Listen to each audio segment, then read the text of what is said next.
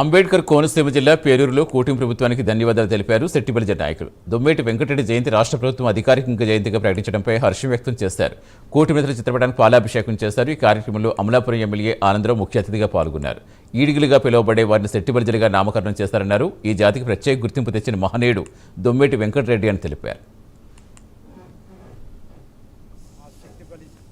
జాతిపిత దొమ్మేటి వెంకటరెడ్డి గారి జయంతి మార్చి 23 ఏదైతే ఉందో దాన్ని ఈ రాష్ట్ర ప్రభుత్వం చంద్రబాబు నాయుడు గారి నాయకత్వంలో ఆయన ముఖ్యమంత్రిగా నడుస్తున్నటువంటి కూటమి ప్రభుత్వం ఏదైతే ఉందో ఆ కూటమి ప్రభుత్వం ఆనాడు లోకేష్ బాబు గారు యువగలం పాదయాత్ర ద్వారా వస్తున్నప్పుడు మా సెట్టిబలిజ సామాజిక వర్గానికి సంబంధించిన మేమందరం కూడా ఆయన అప్పట్లో రిప్రజెంటేషన్ ఇచ్చిన సందర్భంలో ఆయన ఈ కూటమి ప్రభుత్వం ఏర్పడిన తర్వాత కూటమి ప్రభుత్వం వచ్చిన తర్వాత అది మర్చిపోకుండా ఈవేళ ఏదైతే మేము ఆ రోజున అడిగామో ఒక 2 ఎకరాల భూమి, ఒక సామాజిక భవనం, అన్ని స్టాచ్యూ కట్టించాలని ఆ రోజున అడగటం, అది కాకుండా దొమ్మేటి వెంకటరెడ్డి గారి మా జాతిపిత ఆయనకి జయంతిని ఏదైతే ఈ రాష్ట్రంలో ఒక పొట్టి శ్రీరాములు గారికి చేసినట్టు, ఏదైతే ఒక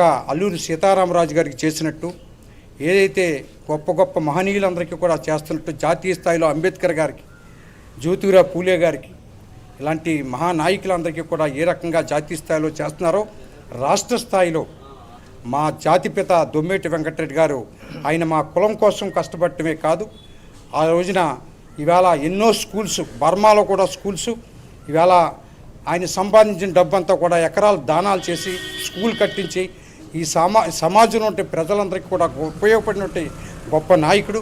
ఏదైతే మా సెట్టిబలిజ